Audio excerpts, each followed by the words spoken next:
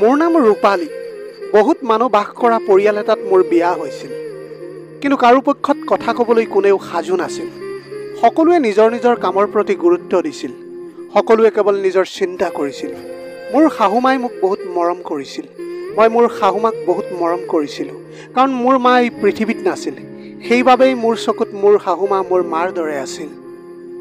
কিন্তু এদিন মোৰ শহুৰ দেউতাই শাহুমাৰ লগত যি কৰিলে, যিটো দেখি মোৰ গাৰ নোম শিয়ৰি উঠিল। কিয়নো মোৰ শহুৰ দেউতাই শাহুমাৰ লগত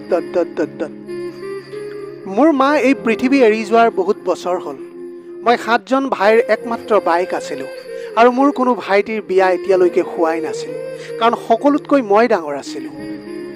মোৰ দেউতাই সদায় নিজৰ কামক গুৰুত্ব দিছিল। তেওঁ মোক কেতিয়াও গুৰুত্বই দিয়া নাছিল। মই কেৱল ঘৰৰ কামত ব্যস্ত আছিলোঁ, কাৰণ মোৰ সকলো ভাইটি কামলৈ গৈছিল, আৰু সকলোতকৈ সৰু ভাইটি দুটা ঘৰতে আছিল। ইমানবোৰ মানুহৰ বাবে মই ভাত ৰান্ধিব লগা হৈছিল, আৰু মোৰ বহুত বয়সো হৈছিল। মোৰ বিয়াৰ কথা দেউতাই একেবাৰে চিন্তা কৰা নাছিল, কিন্তু দেউতাই মোতকৈ এবছৰ সৰু ভাইটিৰ বিয়া কৰাব বিচাৰিছিল। তেতিয়া দেউতাৰ সকলো আত্মীয়ই ক'লে যে প্ৰথমে ছোৱালীজনীৰ বিয়াৰ কথা চিন্তা কৰা। তেতিয়া দেউতাই ক'লে যে মোৰ ছোৱালীক বিয়া দিবলৈ মোৰ হাতত যৌতুক নাই, কিন্তু বোৱাৰীজনী বিনামূলীয়াকৈ আহিব, আৰু তাইৰ লগত যৌতুকো লৈ আহিব। এই বিষয়ে মই বৰ চিন্তিত হৈ পৰিছিলোঁ। এতিয়া লাহে লাহে মোৰো বয়স বাঢ়ি গৈছিল, আৰু এনেকৈ কিছুদিনৰ পিছত মোৰ ভাই বোৱাৰীও আহিল। তাই মোক এই ঘৰত থাকিবলৈ অশান্তি কৰিবলৈ ধৰিলে, কিয়নো তাই ঘৰৰ কোনো কাম কৰা নাছিল। ঘৰৰ সকলো কাম মই কৰিব লগা হৈছিল। যদিও মই আগৰ পৰাই ঘৰৰ সকলো কাম কৰি আহিছিলোঁ, কিন্তু এতিয়া ভাই বোৱাৰীজনী আহিল। তাইৰো কিছু কৰ্তব্য আছিল, কিন্তু তাই ঘৰৰ কাম একোৱেই কৰা নাছিল। গোটেই দিনটো কেৱল জিৰণি লৈছিল, আৰু পৰিয়ালৰ মানুহে ভাবিছিল যে ভাই বোৱাৰী আহিল যেতিয়া মই বহুত আৰাম কৰিবলৈ সুবিধা পাইছোঁ। মই বহুত বেছি চিন্তিত হৈ থাকিবলৈ ধৰিলোঁ, আৰু মাক মনত পেলাই কান্দিছিলোঁ, কাৰণ মাৰ মৃত্যুৰ দিনাৰ পৰাই এই ঘৰৰ সকলো কাম কাজৰ দায়িত্ব মোৰ ওপৰত আহিছিল। মই মোৰ ভাইটিহঁতক বহুত যত্ন লওঁ, কিন্তু তাৰ পিছত মই মনতে ভাবিলোঁ যে এই ঘৰত কোনোৱেই মোক গুৰুত্ব নিদিয়ে, মোৰ কথা চিন্তা নকৰে, তেন্তে ময়ো কাৰো কথা চিন্তা কৰাৰ কোনো প্ৰয়োজন নাই। মই দেখিবলৈ বহুত ধুনীয়া আছিলোঁ। মোৰ বয়স প্ৰায় 35 বছৰ হৈছিল। এদিন মোৰ খুৰাই আমাৰ ঘৰলৈ আহি দেউতাক বুজাই দিলে যে প্ৰথমে ছোৱালীজনীক বিয়া দিয়া। মোৰ দেউতা বহুত বয়সীয়াল আছিল। তেতিয়াও কিন্তু তেওঁ নিজৰ কাম নিজেই কৰি আছিল। তেওঁ কেতিয়াও মোৰ প্ৰতি কোনো গুৰুত্বই দিয়া নাছিল। তেওঁ কেৱল টকা উপাৰ্জনৰ কথাহে চিন্তা কৰিছিল, আৰু তেওঁ কেৱল নিজৰ আৰু পুত্ৰৰ বাবে টকা উপাৰ্জন কৰিছিল, আৰু যি উপাৰ্জন কৰিছিল সেয়া তেওঁ নিজৰ পুত্ৰৰ ইচ্ছা পূৰণ কৰিছিল। কোনোৱেই কেতিয়াও মোৰ কথা চিন্তা কৰা নাছিল। মই মাত্ৰ এই ঘৰতে দাসী হৈ থাকিলোঁ।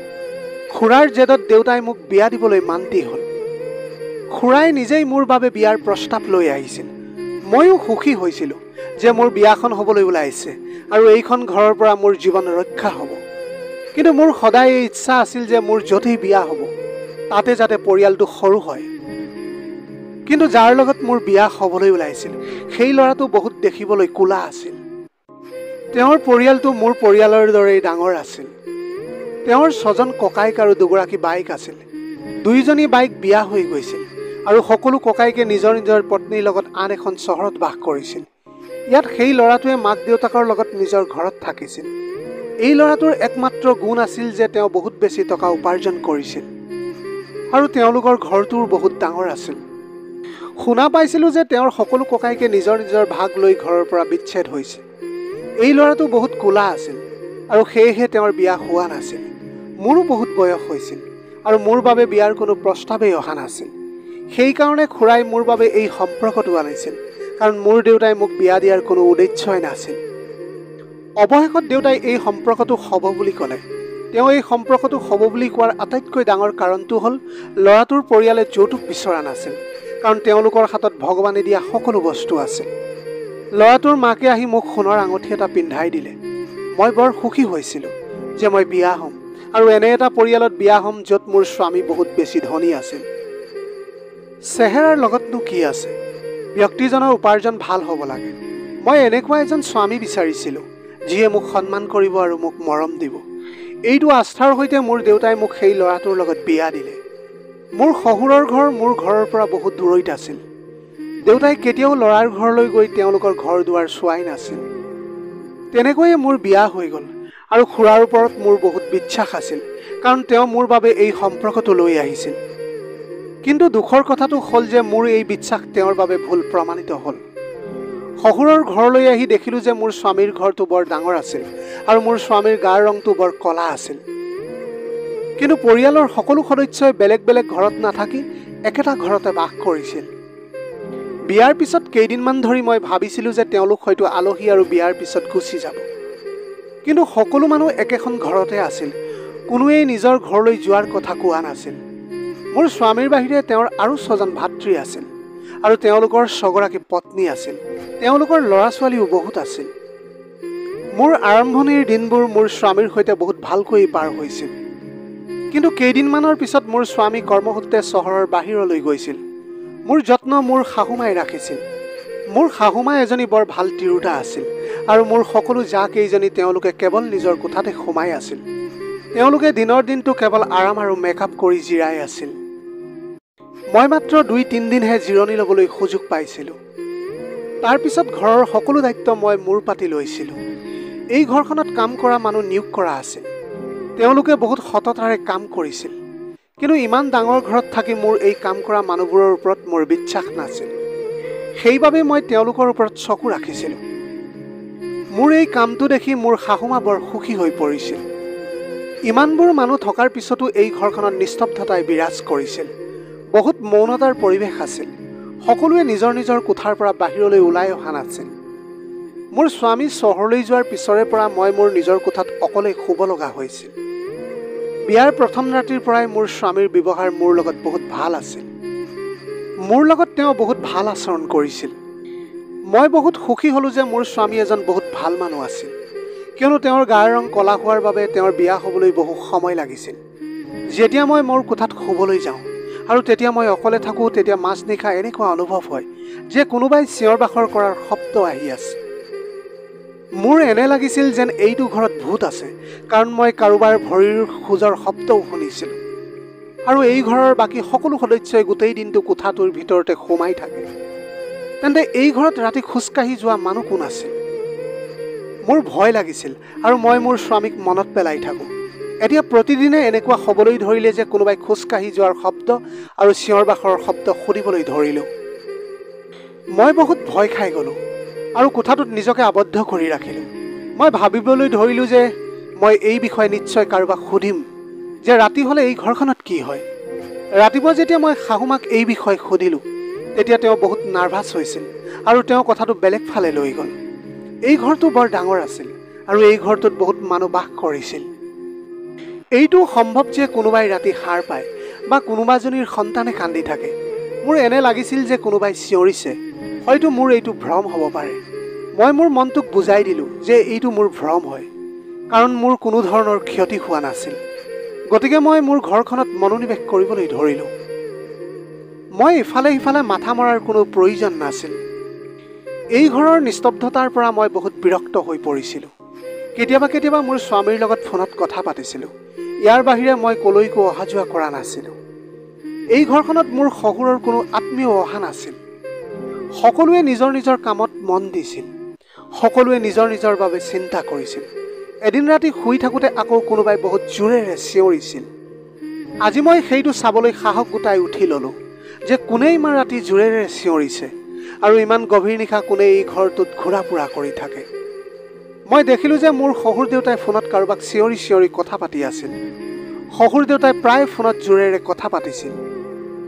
তেওঁৰ মাতটোৱে গোটেই ঘৰখনতে প্ৰতিধ্বনিত হৈছিল। সৰু সৰু কথাত খং উঠা, কাজিয়া কৰা, যি মন যায় তাকে কৰা, ফোনত বহু সময় আড্ডা দিয়া, এইটো মোৰ শহুৰৰ কাম আছিল, কাৰণ তেওঁ কোনো কাম নকৰি ঘৰতে বহি থাকিছিল। শুনিছিলোঁ যে ঘৰৰ সকলো মানুহ মোৰ শহুৰক বহুত ভয় কৰিছিল। আনকি মোৰ শাহুমাও তেওঁক বহুত ভয় কৰিছিল। ইফালে মোৰ শহুৰ দেউতাৰ আচৰণ এই ঘৰৰ কাৰোৰে লগত ভাল নাছিল। তেওঁ কাৰোৰে কথা নুশুনি নিজৰ ইচ্ছামতে যি কৰিব লগা হৈছিল তাকেই কৰিছিল। বৰ্তমান দিনবোৰ এনেকৈ পাৰ হৈ গৈছিল। প্ৰতিনিশাই এজন মানুহ ঘৰৰ ভিতৰত খোজকাঢ়ি ফুৰিছিল আৰু তেওঁ আন কোনো নাছিল, মোৰ শহুৰ দেউতা আছিল। তেওঁ ৰাতি ৰাতি কাৰোবাৰ লগত কথা পাতি থাকে, য'ত নেকি মই এই কথাটোত বহুত ভয় খাইছিলোঁ। কেতিয়াবা কেতিয়াবা শহুৰ দেউতাই মোৰ শাহুমাক মাৰপিট কৰিছিল। তেওঁ মোৰ শাহুমাক বহুত বেয়া আচৰণ কৰিছিল। নিজৰ পত্নীক ভৰিৰ জোতা বুলি গণ্য কৰিছিল। যেতিয়া মই বিয়া হৈছিলোঁ তেতিয়া প্ৰথম দিনবোৰত ইয়াত এনেকুৱা একো নাছিল, কিন্তু মোৰ স্বামীয়ে কৰ্মসূত্ৰে ঘৰ এৰি যোৱাৰ পিছত এইবোৰ সলনি হ'বলৈ ধৰিলে।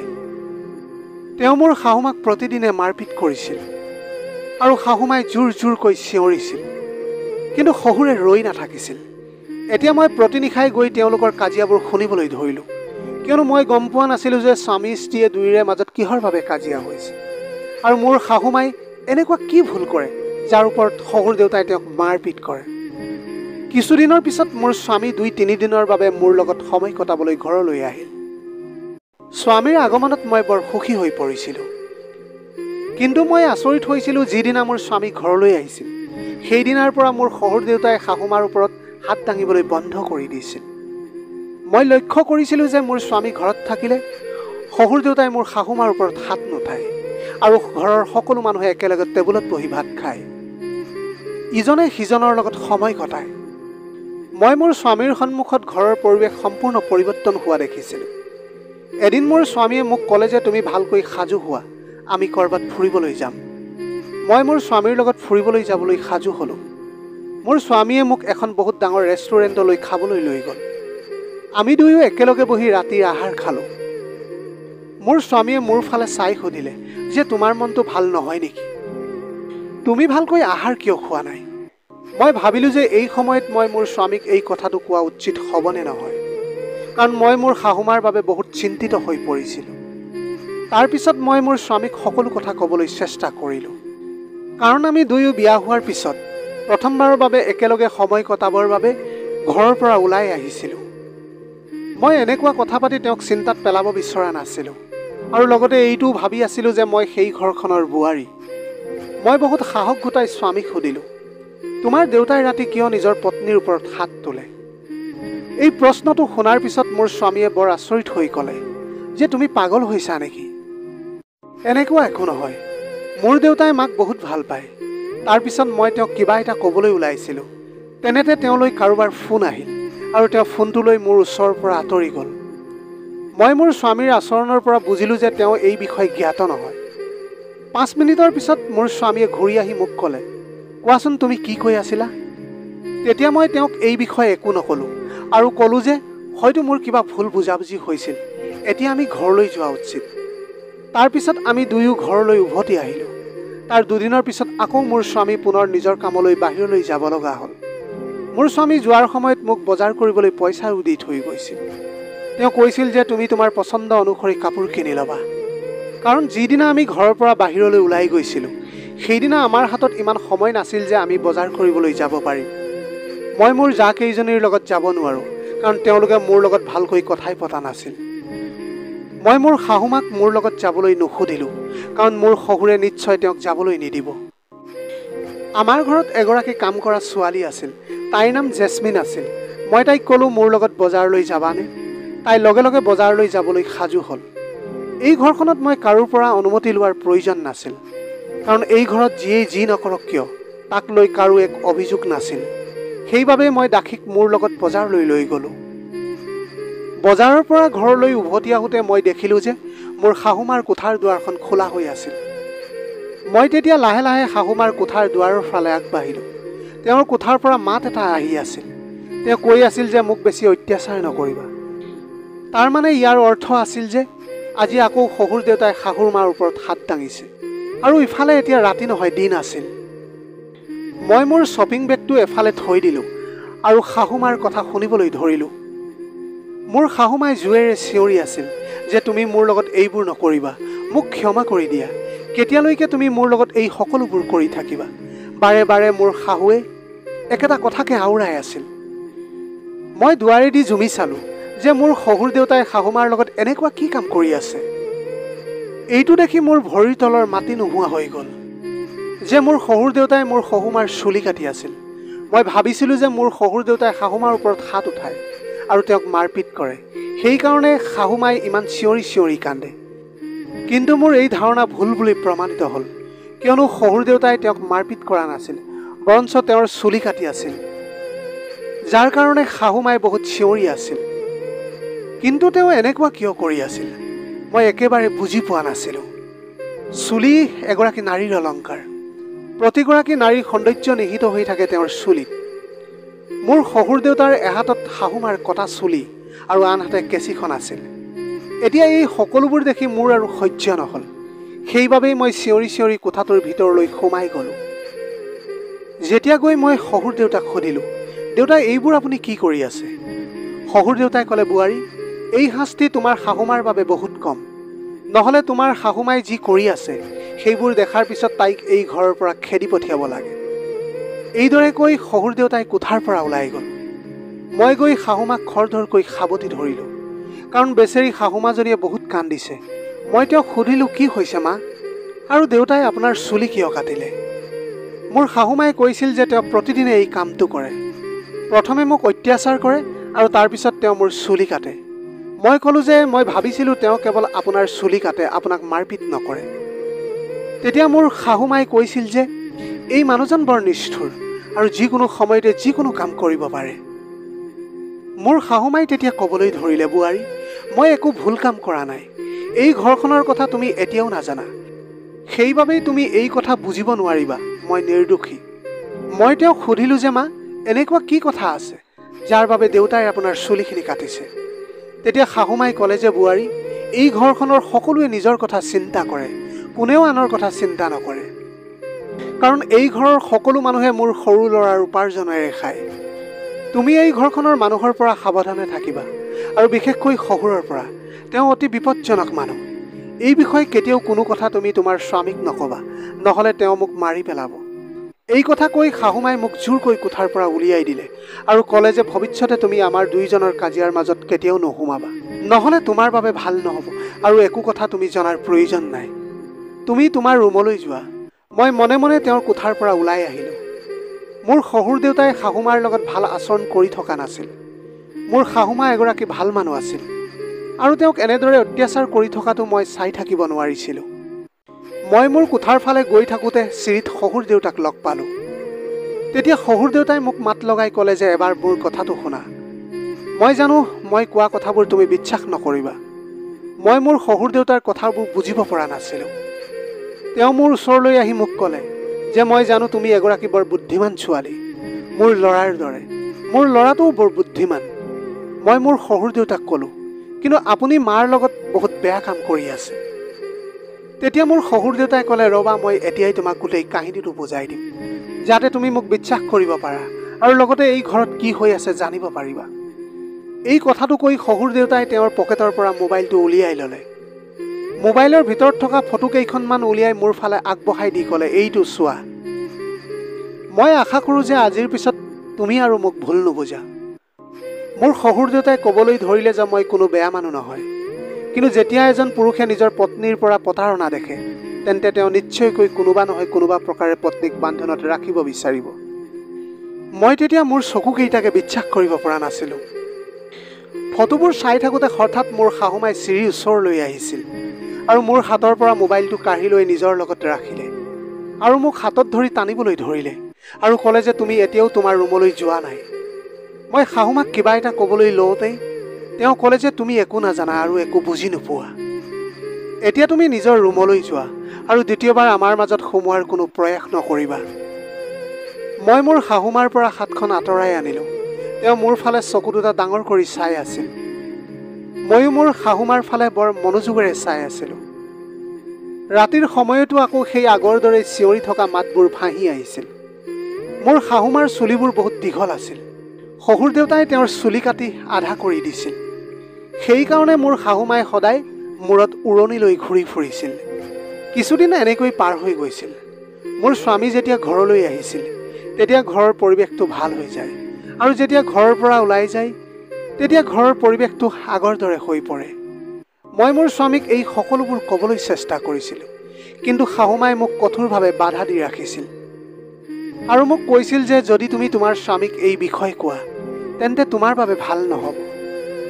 মই তোমাক এই ঘৰৰ পৰা উলিয়াই দিম। মই এতিয়া বহুত টেনশ্যনত থাকিবলৈ আৰম্ভ কৰিলোঁ আৰু এই ঘৰখনত কি হৈ আছে মই একোকেই বুজিব পৰা নাছিলোঁ। টেনশ্যন আৰু চিঞৰ বাখৰৰ শব্দৰ বাবে মোৰ টোপনি নহা হ'ল। মই গোটেই ৰাতি সাৰ পাই থাকোঁ।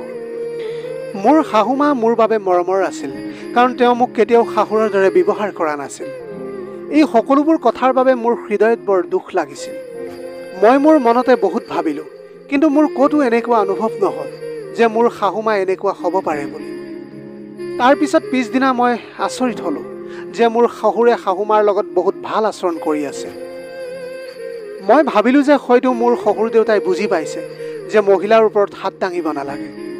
মই তেওঁলোক দুয়োৰে মাজত বহুত মৰম দেখিলোঁ। মই বৰ সুখী হৈ পৰিছিলোঁ। মই ভাবিছিলোঁ ভাল কথা, আমি ইজনে সিজনক ভাল পাই থকাটো অতি প্ৰয়োজনীয়। আৰু এতিয়া ভালেমান দিনৰ পৰা মোৰ শহুৰ দেউতাই শাহুৰ মাৰ লগত একো বেয়া ব্যৱহাৰ কৰা নাছিল। এতিয়া মই নিশ্চিত হৈ গৈছিলোঁ যে মোৰ শহুৰ দেউতা এজন ভাল মানুহ হৈ পৰিল। এতিয়া আৰু মোৰ সেই টেনশ্যন নোহোৱা হৈ গ'ল। দিনবোৰ ভালদৰে চলি আছিল। এদিন ৰাতি 9টামান বজাত মই মোৰ কোঠাত বহি টিভি চাই আছিলোঁ আৰু দেখিলোঁ যে শহুৰ দেউতাই মোৰ কোঠালৈ আহি আছে। মই খৰধৰকৈ তেওঁক দেখি মোৰ মূৰত উৰণিখন ল'লোঁ। মই ক'লোঁ, দেউতা কিবা কাম আছিল নেকি? তেওঁ ক'লে, বোৱাৰী, মই তোমাক মোৰ হাতেৰে বনোৱা চাহ খুৱাবলৈ আহিছোঁ। তোমাৰ শাহুমা আৰু স্বামীয়ে মই বনোৱা চাহ খাই বহুত ভাল পায়। মই ভাবিছিলোঁ যে যেতিয়াৰ পৰা বোৱাৰী এইখন ঘৰত আহিছে তেতিয়াৰ পৰা তোমাৰ লগত কোনেও ভালদৰে কথা পতা নাই। সেইবাবে মই তোমাৰ বাবে চাহ বনাই আনিছোঁ। চাহ খাই লোৱা আৰু কোৱা মোৰ হাতত চাহ খাই কেনেকুৱা লাগিছে। মোৰ শহুৰ দেউতাৰ মনটো আজি বৰ ভাল আছিল। মই তেতিয়া আচৰিত হৈ শহুৰ দেউতাৰ ফালে চালোঁ। নাজানো ইমান দিন মোৰ শহুৰ দেউতাৰ কি হৈ আছিল। এতিয়া তেওঁৰ শাহুমাৰ লগতে মোৰ প্ৰতিও ভাল ভাৱ জন্মিছিল। মই চাহকাপ তেওঁৰ হাতৰ পৰা লৈ ধন্যবাদ দিলোঁ। লগতে শহুৰ দেউতাক ক'লোঁ যে চাহকাপ গৰম হৈ আছে। মই ইমান গৰম চাহ নাখাওঁ, ঠাণ্ডা হ'লে মই খাম। শহুৰ দেউতাই ক'লে যে নাই বোৱাৰী, মোৰ সন্মুখতে চাহ খোৱা। তোমাৰ মুখৰ পৰা মই মোৰ চাহৰ প্ৰশংসা শুনিবলৈ বিচাৰোঁ। মই ক'লোঁ যে দেউতা, মই অলপ আগতেই 2-3 গিলাচ পানী খাই আহিছিলোঁ। সেইবাবেই মোৰ পেটটো অলপ ফুলি আছে। আপুনি অলপমান পিছত আহিলে চাহকাপ খালী হৈ থকা দেখা পাব। আৰু এতিয়াই মই আপোনাক প্ৰশংসা কৰি দিওঁ। চাহ ভাল হওক বা বেয়া হওক, আপুনি মোৰ দেউতাৰ সমান। আৰু যিকোনো ছোৱালীয়ে দেউতাকে দিয়া বস্তুৰ ওপৰত সদায় প্ৰশংসা কৰে। তেওঁলোকে কেতিয়াও সমালোচনা নকৰে। মোৰ শহুৰ দেউতাই হাঁহি এটা মাৰি ঠিক আছে বুলি ক'লে। মই হয় বুলি মাত দিলোঁ।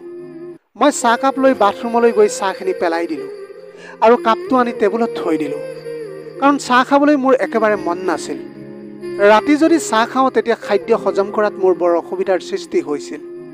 কিন্তু এই কথাটো মই শহুৰ দেউতাক ক'ব নোৱাৰিলোঁ, কাৰণ যদি মই কওঁ তেওঁ বেয়া পালেহেঁতেন। কিন্তু মই সুখী হৈছিলোঁ যে মোৰ শহুৰ দেউতাই কিছুদিনৰ ভিতৰতে যথেষ্ট পৰিৱৰ্তন হৈছিল।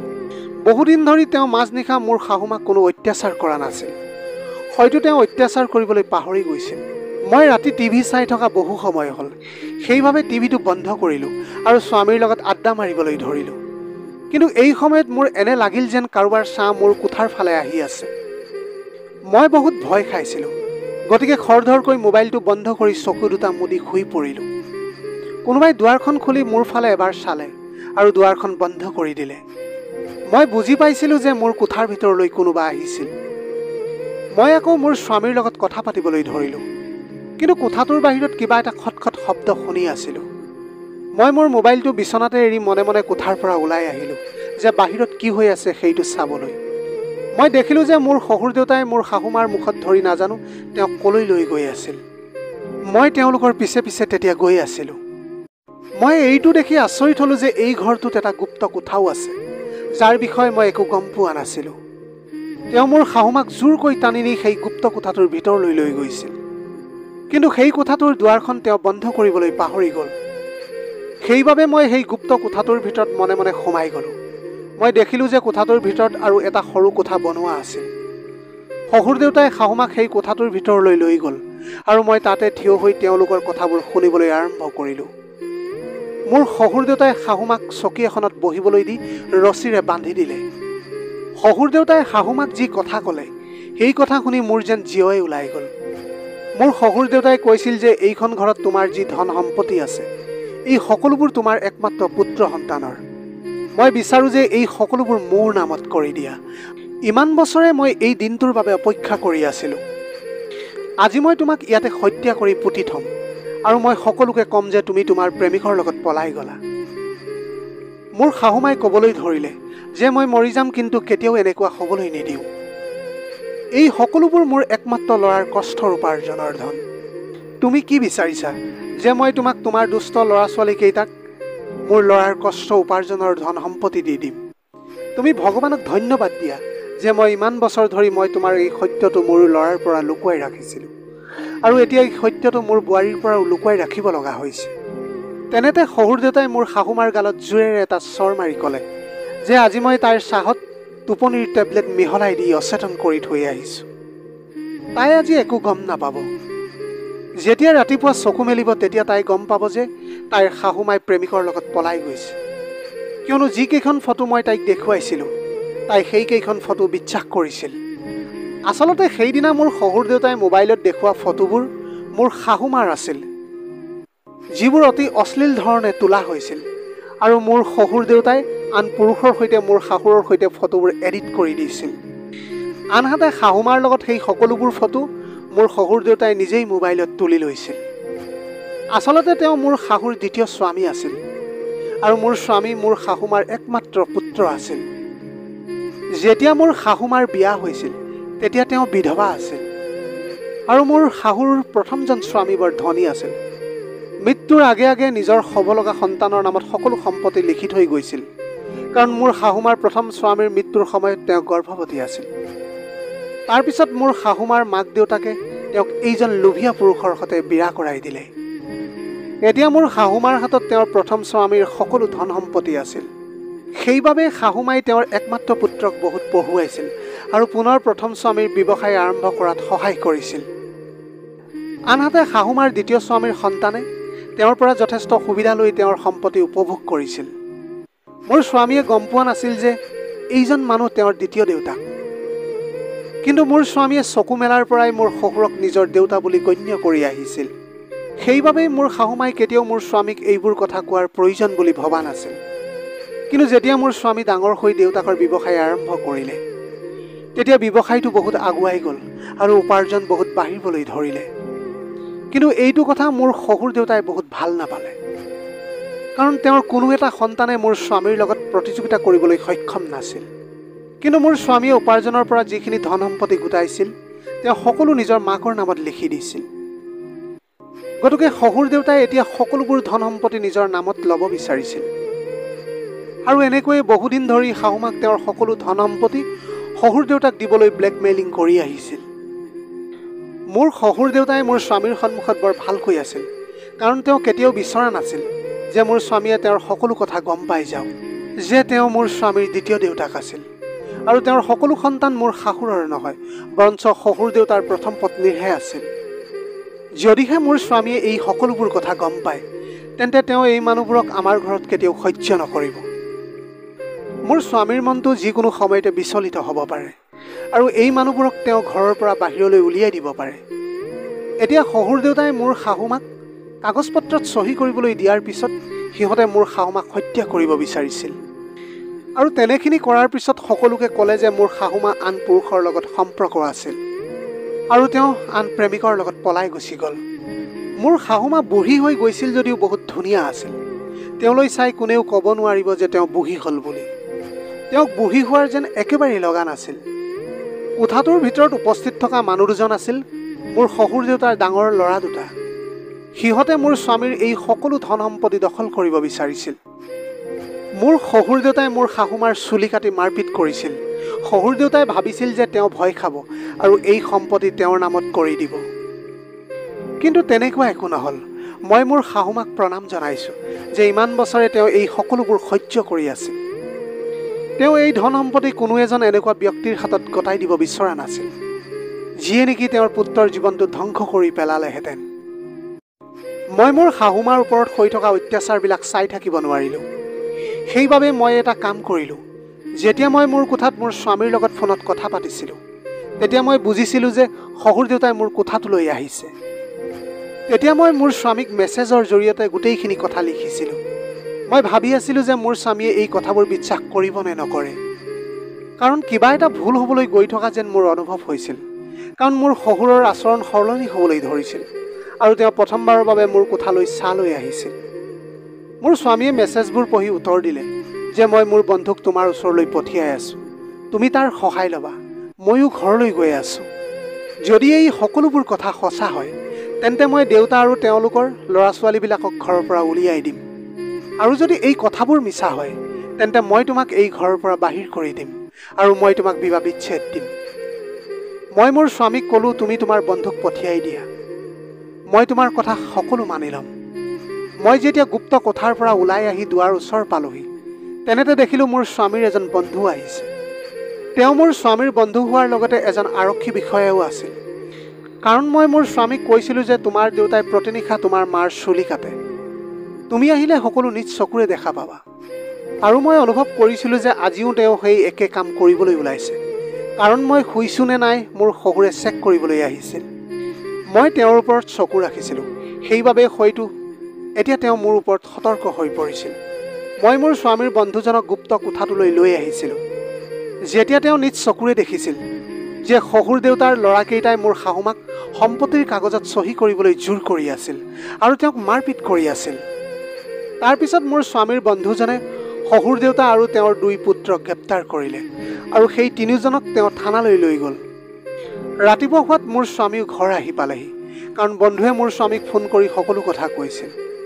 মোৰ স্বামীৰ সন্মুখত গোটেই সত্যটো ওলাই পৰিল। তাৰপিছত তেওঁ মোৰ শহুৰ দেউতা আৰু ল'ৰাকেইটাৰ ওপৰত কেছ দিলে। মোৰ শাহুমাও আদালতলৈ গৈ সাক্ষী দিছিল, সেইবাবেই সিদ্ধান্ত আমাৰ পক্ষত আছিল। তাৰপিছত মোৰ শহুৰ দেউতা আৰু তেওঁৰ ল'ৰা বোৱাৰী আমাৰ ঘৰৰ পৰা ওলাই গৈছিল। এতিয়া ইমান ডাঙৰ ঘৰটো আমি অকলে অতি সুখেৰে বাস কৰোঁ। মোৰ স্বামীয়ে সিদ্ধান্ত লৈছিল যে তেওঁ আৰু কেতিয়াও বিদেশলৈ কামৰ বাবে ঘৰ এৰি নাযায়। তেওঁ আমাৰ লগত থাকিব আৰু তেওঁ এতিয়া এই চহৰতে থাকি নিজৰ ব্যৱসায় আৰম্ভ কৰিব।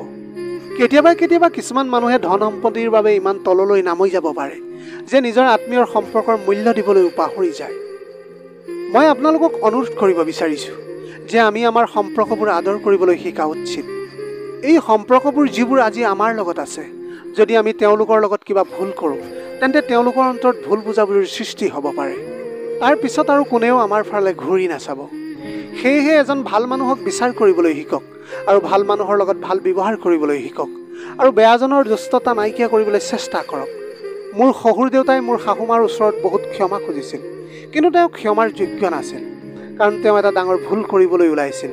সেইটো হ'ল মোৰ শাহুমাক হত্যা কৰিবলৈ ওলাইছিল। আজি যদি মই সঠিক সময়ত সেই কথাটো গম নাপালোঁ হয় তেন্তে আজি শাহুমাৰ লগতে শহুৰ দেউতাৰ সেই গোপন কথাবোৰ গুচি গ'লহেঁতেন। আজিৰ ভিডিঅ'টি কেনেকুৱা লাগিলে জনাব। যদি ভাল লাগিল তেনেহ'লে লগৰ বন্ধু বান্ধৱীসকলৰ মাজত শ্বেয়াৰ কৰিবলৈ নাপাহৰিব। আপোনালোকৰ গোটেই জীৱনটো হাঁহিৰে উপচি পৰক। পাৰিলে দুখীয়াজনক অলপ সহায় কৰিবলৈ চেষ্টা কৰিব। আপোনালোকৰ অকণমান সঁহাৰিয়ে যদি কোনোবা এজন দুখীয়াৰ জীৱনটো সলনি কৰিব পাৰে, তাতকৈ পুণ্যৰ কাম আৰু এই পৃথিৱীত একোৱেই হ'ব নোৱাৰে। Have a nice day.